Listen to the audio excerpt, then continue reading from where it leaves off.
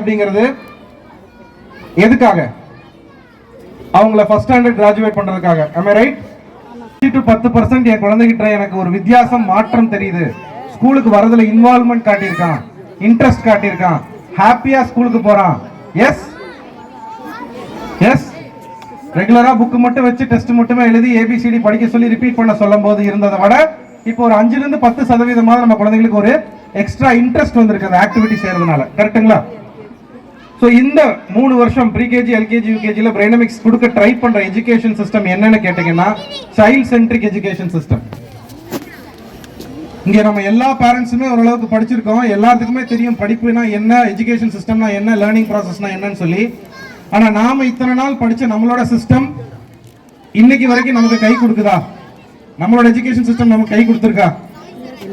Engineering படிச்சவங்க எல்லாருமே இன்னைக்கு இன்ஜினியர்ஸா தான் இருக்கமா? அக்கவுண்ட்ஸ் படிச்சவங்க எல்லாருமே இன்னைக்கு அக்கவுண்ட்ஸ் தான் பிராக்டிஸ் பண்றோமா? எஸ் இல்ல. அதே ஒரு நிலைமை நம்மளோட குழந்தைகளுக்கு இன் ஃபியூச்சர் வரக்கூடாதுங்கிற அக்கறை கண்டிப்பா as a parent உங்க எல்லாத்துக்குமே இருக்கும்னு நினைக்கிறேன். am I right? அப்ப அந்த அடிப்படை கல்வி அப்படிங்கிறது ஃபவுண்டேஷன் சொல்லக்கூடியதை நம்ம எந்த வயசுல கொடுக்கணும் அப்படிங்கிறது அந்த பேரண்ட்ஸுக்கு தெரியுமா? ஒரு அடிப்படை கல்வி நம்ம எந்த வயசுல கொடுக்கணும்? ஒரு குழந்தையோட மூளை வளர்ச்சி, ஏன்னா இப்ப சொன்னாங்க முதல்ல இருந்து நான் வந்ததுல இருந்து சொன்னாங்க ஃபர்ஸ்ட் பீடியாட்ரிக் கரிக்குலம்னு சொல்லி. எதுக்காக மருத்துவர்கள் ஒரு கரிக்குலம் உருவாக்கணும்? எஜுகேஷனிஸ்ட் இத்தனை பேர் இருக்காங்க, இத்தனை வருஷம் எஜுகேஷன் சிஸ்டம் கொடுக்க தெரியாதவங்கனாலயா எஜுகேஷன் சிஸ்டம் கொடுக்க முடியாது? ஏன் மருத்துவர்கள் நாங்க உள்ள வரணும்? ஏன் மருத்துவர்களாக நாங்க உள்ள வந்திருக்கோம் அப்படின்னு கேட்டீங்கன்னா இந்த எஜுகேஷன் சிஸ்டத்துக்கு ரொம்ப முக்கியம் மூளை வளர்ச்சி. ஒவ்வொரு குழந்தைக்கும் மூளை வளர்ச்சி எப்ப ஸ்டார்ட் ஆகுதுன்னு தெரியுமா? Any guesses? ஒரு குழந்தையோட மூளை வளர்ச்சி எப்ப ஸ்டார்ட் ஆகுது? 4 வயசுல, 5 வயசுல, தாயின் கருவில் இருக்கும் போது ஸ்டார்ட் ஆகுது. 3 மாச கருவா இருக்கும் போதே மூளை வளர்ச்சி ஸ்டார்ட் ஆயிருது. குழந்தை பிறக்கும் போதே 20% மூளை வளர்ச்சி முடிஞ்சிருது. குழந்தைக்கு 1-3 வயசு ஆகிறதுக்குள்ள 80% மூளை வளர்ச்சி முடிஞ்சது. அப்படிங்க டீச்சர்ஸ்னால 80% உங்க குழந்தையோட முடிவடைந்த மூளை வளர்ச்சியை எதுவுமே செய்ய முடியாது. the sole responsibility is with parents. நீங்க வீட்ல என்ன சொல்லி கொடுக்குறீங்களோ, நீங்க எப்படி நடந்துக்கிறீங்களோ அதுதான் உங்க குழந்தையோட 80% மூளை வளர்ச்சிக்கு காரணம்.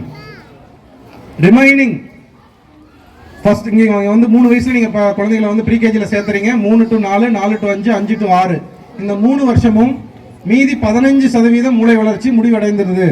ஒரு குழந்தை ஃபர்ஸ்ட் ஸ்டாண்டர்ட் கிராஜுவேட் ஆகும்போது 100% அவங்களோட மூளை வளர்ச்சி முடிஞ்சிருது. இது எத்தனை பேரண்ட்ஸுக்கு தெரியும்? Are you all aware of this? So அதனால தான் நான் முதல் கேள்வி கேட்டேன், இப்போ உட்கார்ந்துட்டு இருக்க இவங்க எல்லாத்தையும் நம்ம ஃபர்ஸ்ட் ஸ்டாண்டர்ட் கிராஜுவேட் பண்ண போறோமான்னு சொல்லி. இல்ல, இவங்க எல்லாத்தையும் நம்ம ஃபியூச்சருக்கு கிராஜுவேட் பண்ண போறோம். 5 விளையாதது 50 விளையாது. கரெக்ட்டுங்களா? early 6 years of your life determines your next 60ங்கிறான். 6 வயசு வரைக்கும் அவங்களுக்கு என்ன அடிப்படை கல்வி, என்ன மாதிரியான ஒரு மேனரிசம் கத்துக்கிறாங்களோ அதைத்தான் அவங்க வாழ்க்கையில 60 வயசு வரைக்கும் அவங்க வாழ்க்கை ஃபுல்லா பிராக்டிஸ் பண்ண போறாங்க. அதைத்தான் இந்த பிரைனமிக்ஸ்ங்கிற கல்வி முறை அவங்களுக்கு சொல்லி கொடுத்துருக்கு. Not only ABCD, not only shapes, not only about animals and plants. இங்க சொல்லி கொடுத்துருக்கிறதுக்கு எப்படி நான் ஒரு ஹியூமன் பீயிங்கா நடந்துக்கணும், நான் எந்த மாதிரி ஒரு கல்வி முறையை ஏத்துக்கணும், நான் எப்படி சப்ஜெக்ட்ஸை புரிஞ்சுக்கணும், நான் எப்படி ஒருத்தங்க கிட்ட பேசி பழகணும் அப்படிங்கறத தான் பிரைனமிக்ஸ்ங்கிற கல்வி முறையில நாங்க சொல்லி கொடுத்துருக்கோம். இது கண்டிப்பா பிராக்டிகலி அந்த குழந்தையோட அவுட்புட் பேரண்ட்ஸ் எக்ஸ்பீரியன்ஸ் பண்ணிருக்கீங்களா? இந்த ஒரு வருஷத்துல சொல்லி காட்டியிருக்காங்களா? பேரண்ட்ஸோட சேர்ந்து ஆக்டிவிட்டி பண்ணிருக்காங்களா? கிராண்ட் பேரண்ட்ஸோட சேர்ந்து ஆக்டிவிட்டி பண்ணிருக்காங்களா? ஸோ இந்த மாதிரி ஒரு கல்வி முறை கொடுத்ததுக்கான காரணம் அவங்களால எந்த விதமான சிலபஸ், எந்த விதமான கஷ்டமான சப்ஜெக்டை கூட ஃபர்ஸ்ட் ஸ்டாண்டர்ட்ல இருந்து 12th ஸ்டாண்டர்ட் வரைக்கும் கோப் அப் பண்ண முடியணுங்கிறதுக்காக நீட் JEE ட்ரைனிங் சொல்லக்கூடிய ஃபவுண்டேஷன் ட்ரைனிங்கை நம்ம 8ஆம் கிளாஸ் 9ஆம் கிளாஸ்ல தான் தர ஆரம்பிக்கிறோம். ஆனா அப்படிப்பட்ட ட்ரைனிங்கை தரும்போது ஒரு ஃபெயில் ஆயிட்டு இருக்கிற ஸ்டூடெண்ட்டை நம்மளால நம்பர் 1 ஸ்டூடெண்டாவோ டாக்டராவோ ஆக்க முடியாது. Maybe 2nd rank 3rd rank வாங்கிட்டு இருக்கிறவன ஃபர்ஸ்ட் ரேங்க் வாங்க வைக்கலாம், பாஸ் ஆயிட்டு இருக்கிறவன கொஞ்சம் அபோவ் ஆவரேஜ் மார்க் வாங்க வைக்கலாம்.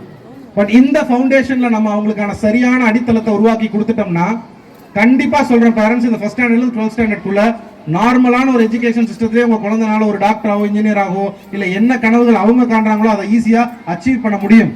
இத்தனை நாள் நம்ம ஃபேஸ் பண்ண டிஃபிகல்ட்டி எதனாலன்னு கேட்டீங்கன்னா சரியான முடிவுகள் எடுக்க முடியாததுனால, as a parent உங்களால எடுக்க முடியல, as a குழந்தைகள் அவங்களால எடுக்க முடியல. ஒத்துக்கிறீங்களா? இதை விட ஒரு மிகப்பெரிய தப்பு as a parent நீங்க என்ன பண்றீங்கன்னு சொன்னா ஓவர் பேம்பரிங். ஓவர் பேம்பரிங்கிறது ஒண்ணும் இல்ல, கீழே விழுகிறதுக்கு முன்னாடி 2 தலகாணி வச்சிருவீங்க. நான் அனுபவிச்ச அந்த சின்ன கஷ்டத்தை கூட என் குழந்தை அனுபவிக்க கூடாதுன்னு சொல்லி தப்பா குழந்தை வளர்த்திட்டு இருக்கீங்க. Yes or no? Yes or no? Teacher வந்து இங்க அடிக்க கூடாது, நாங்கெல்லாம் வாங்காத அடியே இல்லை, நீங்களும் வாங்காத அடியே இல்லை. ஆனா இன்னைக்கு உங்க குழந்தை அடி வாங்கக்கூடாது. அடி வாங்கினா கேஸே போட்டுடலாம், இன்னைக்கு சட்டம் இருக்கு. அவங்க திட்டு வாங்கக்கூடாது, வாங்கினா அப்பாவும் அழுகிறாரு அம்மாவும் அழுகிறாரு. இப்போ குழந்தை திட்டு வாங்கிட்டா, ஏன்னா ஓவர் பேம்பர்ட் சைல்டு. ஏன்னா முன்னாடி எல்லாம் 4 குழந்தைங்க 5 குழந்தைங்க இருந்த வீடெல்லாம் போய் 2 குழந்தைகளா மாறி இன்னைக்கு ஒரு குழந்தை அந்த குழந்தைக்கு தி பெஸ்ட் கொடுக்கணும்னு எல்லா பேரண்ட்டும் ஓட ஆரம்பிச்சிட்டீங்க. கரெக்டுங்களா? இன்னைக்கு பெரும்பாலும் எல்லாரும் எடுத்துக்க முடியும், 2 குழந்தையெல்லாம் வேண்டாம், ஒரு குழந்தை இருந்தா அந்த குழந்தைய நான் ராணி மாதிரி வச்சுக்குவேன், ராஜா மாதிரி வச்சுக்குவேங்கிற அந்த மென்டாலிட்டியில ஓவர் பேம்பரிங் பண்ணிட்டு இருக்கீங்க, ஸ்பூன் ஃபீடிங் பண்ணிட்டு இருக்கீங்க. இந்த காலத்துல நீங்க உண்மையை சொல்லுங்க பேரண்ட்ஸ், எத்தனையோ குழந்தைகிட்ட நீங்க அந்த கேஜெட் அடிக்ஷன் பார்த்துருக்கலாம். போனை வச்சு அவங்க போனை கொடுக்கறதே கிடையாது, ஊட்டி விட்டாதான் சாப்பிடுவாங்க. Pampering pampering pampering. யார் பண்ண தப்புங்க இந்த பேம்பரிங்? கோவிட் மாதிரி ஒண்ணு வந்ததுனால அத்தனை பேரண்ட்டும் வந்து கூடயே இருந்து அந்த குழந்தைக்கு எக்ஸ்ட்ரா பேம்பரிங் கொடுத்து கொடுத்து கொடுத்து இன்னைக்கு நம்ம என்ன நிலைமையில கொண்டு வந்து அவங்களை விட்டுருக்கோம்னா டெவலப்மெண்டல் டிலே. எந்த வயசுக்கு எது நடக்கணுமோ அந்த வயசுக்கு அது நடக்காம முன்னாடியோ பின்னாடியோ நடக்குது. சரியா தவறா? Yes or no? முதல்ல 3 வயசுல 3 மாசத்துல தலை நிற்கும், 6 மாசத்துல சிட் வித் சப்போர்ட், அதாவது சப்போர்ட் இல்லாம உட்காருவாங்க. அதுக்கப்புறம் தவிழ ஆரம்பிப்பாங்க, 1 வயசுல தான் நடக்க ஆரம்பிப்பாங்க. இன்னைக்கு 1.5 மாசத்துல தலை நின்றுது, 4 மாசம் 5 மாசத்துல குழந்தை உட்கார்ந்துறாங்க. 9 மாசம் to 11 மாசத்துல பெரும்பாலான குழந்தைகள் நடந்துடுறாங்க. இல்லையா? 2 வயசு வரைக்கும் பெரும்பாலான குழந்தைகள் நடக்கிறது இல்ல. இதை விட மோசமான நிலைமை எங்க மாறி இருக்குன்னா பேசுறதுல, ஸ்பீச் டிலே. முதல்ல ஒரு 10 வருஷம் முன்னாடி ஸ்பீச் டிலே வந்து 1000 கேஸ் பார்த்தோம்னா ஒரே ஒரு கேஸ் தான் ஸ்பீச் டிலே வரும். இன்னைக்கு 100 கேஸ் பார்த்தோம்னா 10 கேஸ் ஸ்பீச் டிலே. ஏன் ஸ்பீச் டிலே? அம்மா பால் தான் சொன்னா தர வேண்டிய பாலை கை நீட்டினா கொடுக்கறது யாரு? அம்மா தான். இதுதான் ஸ்பீச் டிலே காரணம். இல்ல இல்ல இல்ல இல்ல இவங்க அப்பாவுக்கு இப்படித்தான் இருந்துச்சு, இல்ல இவங்க தாத்தாக்கு இப்படித்தான் இருந்துச்சு, அவன் பொறுமையா பேசிக்குவான். எஸ், இது தப்புங்க. திஸ் வழிமுறை நீங்க ஃபாலோ பண்றது ரொம்ப ரொம்ப தப்பு. நாம பேம்பரிங் பண்றதுனாலையும் அவங்களுக்கு எக்ஸ்ட்ரா சஃபஸ்டிகேஷன் கொடுக்கறதுனாலையும் தான் இந்த மாதிரியான ஒரு பரிணாம மாற்றத்தை இன்னைக்கு நம்ம பார்த்திருக்கோம். நம்ம சாப்பிட்ற உணவு பொருட்கள் இப்ப சரியில்லை, அதனாலதான் ஏஜிங் ப்ராப்ளம் நமக்கு முன்னாடியே வருது. கண்புரை நோய், கேட்ராக்ட்னு சொல்லக்கூடிய கண்புரை நோய் நான் பார்த்தேன், எங்க தாத்தா பாட்டிக்கெல்லாம் 80 வயசுல வந்துச்சு. இன்னைக்கு பார்த்துட்டு இருக்கேன் 40 வயசு 50 வயசுல வந்துருச்சு. 30 வயசு 35 வயசு தாண்டவங்களே வந்து பைக் ஃபோக்கல் லென்ஸ் போட்டிருக்காங்க. ஆனா நம்ம குழந்தைகளுக்கு இப்ப கையில கொடுத்துருக்கீங்களா அந்த செல்போன், அதை இதே மாதிரி பயன்படுத்திக்கிட்டே இருந்தோம்னா 20 வயசுல 25 வயசுலயும் ரெட்டினா ப்ராப்ளம் வரும், கேட்ராக்ட் வரும், எக்கச்சக்கமான கண்புரை நோய்கள் வரும். சயின்டிபிக் டெவலப்மெண்ட்னால நம்ம ஒரு மிகப்பெரிய மோசமான ஒரு சமுதாயத்தை நோக்கி போயிட்டு இருக்கோம். இது எல்லாத்தையும் தடுத்து நிறுத்தணும்னா அதுக்கு சரியான வயசு இந்த 3லிருந்து 6 தான். இந்த 3லிருந்து 6 வயசு கோட்டை விட்டுட்டு உங்க குழந்தைகளுக்காக நீங்க டைம் ஸ்பெண்ட் பண்ணாம 13 வயசுலயோ 14 வயசுலயோ அவன் கூட ஷேர் பண்ண மாட்டேங்கிறான், அவன் என்கிட்ட இருந்து மறைக்கிறான், அவன் கெட்ட பழக்கத்துக்கு ஆளாயிட்டான்னு சொன்னீங்கன்னா முழுக்க முழுக்க தவறு பேரண்ட்ஸோடது, அது அந்த குழந்தையோடது இல்ல. நல்லா யோசிச்சு பாருங்க. பேரண்ட் தினமும் ஒரு 1 மணி நேரம் சேர்ந்தாப்புல உங்க குழந்தைகளோட உட்காந்து பேசுறீங்களா? அவங்களுக்கு என்ன வேணுங்கிறத கேட்கறீங்களா? அதை எந்த மாதிரி நீங்க அவங்களுக்கு செஞ்சு கொடுக்குறீங்கிறத யோசிச்சு பாருங்க. இந்த மாதிரியான ஒரு கல்வி முறையோட சேர்த்து குட் பேரண்டிங் பண்ணனா மட்டும்தான் இந்த ட்ரையாங்கிள் இந்த வருஷம் நம்மளால பூர்த்தி பண்ண முடியும். பேரண்ட், டீச்சர் அண்ட் ஸ்டூடெண்ட், இந்த 3 விஷயங்களும் ஒரே நேர்கோட்டுல சரியான டைம்ல போய் சேர்ந்தா மட்டும்தான் ஒரு பிரைட்டான ஃபியூச்சரை கொடுக்க முடியும். பிரைனமிக்ஸ் ஓட சேலஞ்சே என்னன்னு கேட்டீங்கன்னா 1 வருஷத்துக்குள்ள அந்த குழந்தையோட என்டையர் எண்ணம், அவங்க யோசிக்கிற விதம், அதை மாத்திர முடியும் அப்படிங்கறதுதான். எத்தனை குழந்தைங்க அவங்க கொண்டு வர ஆக்டிவிட்டியை பத்திரமா வச்சு அலமாரியில வச்சு எல்லாத்துக்கிட்டையும் கூப்பிட்டு காட்டுறாங்க. Are they doing that? பத்திரமா அந்த ஆக்டிவிட்டியை பாதுகாத்துக்கிறாங்களா? பண்றாங்களா? அந்த பொம்மைகள் அவங்க செஞ்ச பொம்மைகள் பாதுகாத்துக்கிறாங்களா? ஆனா அதுக்கு முன்னாடி 2000 ரூபாய் 3000 ரூபாய் கொடுத்து நீங்க கொடுத்து வாங்கி கொடுத்த பொம்மையெல்லாம் தலை தனியா கால் தனியா பிரிஞ்சு போயிருக்கு. எஸ், அது அவங்க கண்டுக்கிட்டதே இல்லையே. நீங்க பல தாட்டி சொல்லிருக்கலாம், அப்பா கஷ்டப்பட்டு வாங்கி கொடுத்தேன், அம்மா கஷ்டப்பட்டு வாங்கி கொடுத்தேன். அவங்க அதை கேட்டிருக்க மாட்டாங்க. ஏன்னா அந்த வயசு அப்படிப்பட்ட வயசு, அவங்களுக்கு அது புரியாது. ஆனா தான் உட்கார்ந்து செய்யறேன், 30 பேர்த்தோட செய்யறேன், அதுல அந்த 30 பேருமே அதை சேஃபா வச்சுக்குவாங்கிற அந்த தன்மை அவனுக்கு வந்ததுக்கு அப்புறம் என்ன பண்ண ஆரம்பிச்சான்? பத்திரமா கொண்டு போய் அலமாரியில வைக்க ஆரம்பிச்சான். அப்ப நம்ம செய்யற விதங்கள், நம்ம செய்யற விஷயங்கள் சைக்காலஜிக்கலி எப்படி செய்யறோங்கிறதாங்க முக்கியம். என்ன செய்யறங்கிறது முக்கியம் இல்லை. நீங்க சொன்னீங்கன்னா திட்டினீங்கன்னா ஒரு விஷயத்தை அவங்க செய்ய மாட்டாங்க, ஃபாலோ பண்ண மாட்டாங்க. அது அந்த வயசுக்கான பருவம். சைக்காலஜியை சரியா பயன்படுத்த ஒவ்வொரு பேரண்ட்டுக்கும் தெரிஞ்சிருச்சுன்னா நீங்க ஆசைப்பட்ட விஷயத்தையே குழந்தையை அடைய வைக்கலாம். மனசை தொட்டு சொல்லுங்க, எத்தனை பேரண்ட்ஸுக்கு என் குழந்தை டாக்டர் ஆகணும், என் குழந்தை இன்ஜினியர் ஆகணும்னு பர்டிகுலரான கனவு இருக்கு? Please raise your hand. ரொம்ப கம்மியான கைகள் தான். மீதி இருக்கிற கைகள்லாம் என்ன சொல்லணும் நான் சொல்லட்டா? அவன் என்ன வேணாலும் ஆகட்டுங்க, அவன் என்ன ஆசைப்படுறானோ அதை பண்ணி வைக்கிறது தான் என்னோட கடமை. கரெக்டா? நான் மனசாட்சிக்கு துரோகம் பண்ணாம உண்மையா சொல்லுங்கன்னு சொல்லி கேட்டேன். ஏன்னா இப்ப அதுக்கு ஒரு ஐடியா கொடுக்க போறேன். எல்லாரும் கை தூக்குனீங்கன்னா அந்த ஐடியா கொடுப்பேன், இல்லைன்னா கொடுக்க மாட்டேன். Yes or no?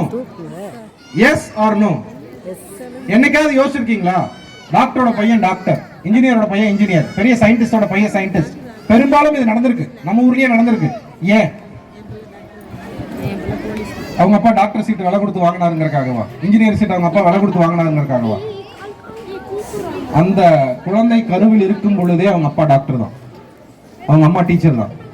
அந்த குழந்தை பார்த்தது வளர்ந்தது அதோட சுத்து வட்டாரம் எல்லாமே அவங்க அப்பா டாக்டருங்கிறத பத்தி பேசப்பட்டு அந்த குழந்தைக்கு போஸ்டீரியராகவே அந்த ஃபீட்ஸ் உள்ள போயிருக்கு.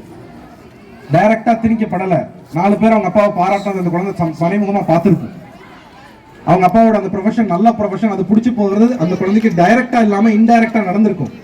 அப்படி ஒரு சூழ்நிலை அவங்க வீட்டில் உருவானது தான் அந்த குழந்தைகளும் ஒரு நம்பர் 1 டாக்டரோ ஒரு நம்பர் 1 இன்ஜினியரோ ஆகிறதுக்கான முக்கிய காரணம். நிறைய பேர் மாத்தி ஆயிருக்காங்க, அவங்களோட வில்னால சக்சஸ் ஆயிருக்காங்க. பட் ஆஸ் பேரண்ட் பக்கத்து வீட்டுக்காரங்கிட்ட போய் என் பையனை நான் டாக்டர் ஆக போறேன்னு சொல்றதை விட, அவங்க டீச்சர் கிட்ட போய் என் பையனை நான் கலெக்டர் ஆக போறேன்னு சொல்றதை விட, நீங்க உங்களுக்குள்ள ஒரு தீர்மானத்தை பண்ணிக்கிட்டு அவன் பார்க்கிற விஷயம், அவன் செய்யற விஷயத்த அதுக்கு ஏத்த மாதிரி மாத்துங்க. ஒரு சின்ன உதாரணம் சொல்றேன். ஹார்ஸ் ரைடிங், குதிரை ஓட்டுறது அப்படிங்கிறது எனக்கு ரொம்ப பிடிக்கும். எனக்கு குதிரைகள் தான் ரொம்ப பிடிக்கும். என் வீட்டில் இருக்கிறவங்க யாருக்குமே அது பிடிக்காது. என்னை ஒரு குதிரை வாங்கவும் விட மாட்டேன்ட்டாங்க, என் குழந்தைகளுக்கு அதை பத்தி சொல்லிக் கொடுக்கவும் விட மாட்டேன்ட்டாங்க. எனக்கு 2மே பெண் குழந்தைகள். இன்னைக்கு 3.5 வயசுல என் குழந்தைனால ஒரு குதிரையை தனியா ஓட்ட முடியும். 3.5 வயசுல தனியா அவனால யாரோட சப்போர்ட்டுமே இல்லாம ஒரு குதிரையை ஓட்ட முடியும். இதுக்கான ஒரே காரணம், அவ கருவில் இருக்கும் போதுல இருந்து நான் போய் கருவோட உட்காந்து பேசுவேன், கை வச்சு பேசுவேன். அப்பா குதிரைனா ரொம்ப பிடிக்கும், உனக்கும் குதிரைனா ரொம்ப பிடிக்கும், கண்டிப்பா நாம 2 பேரும் சேர்ந்து ஒரு நாள் குதிரை ஓட்டுவோம் அப்படின்னு சொல்லி நான் பேசுவேன். குழந்தை பிறந்ததுக்கு அப்புறம் நிறைய அந்த மாதிரியான விஷயங்களை ரூமை சுத்தி ஒட்டி வச்சேன். கூட்டிட்டு போய் தோட்டத்துல குதிரையை வாங்கி கட்டி நிறுத்தி இதுதான் குதிரைன்னு காட்டினேன், தொட்டு பார்க்க வச்சேன், மேலே ஏறி உட்கார வச்சேன். யாருக்கும் தெரியாம இந்த ஸ்டிமுலேஷனை நான் அந்த குழந்தைக்கு கொடுத்துக்கிட்டே இருந்தேன்.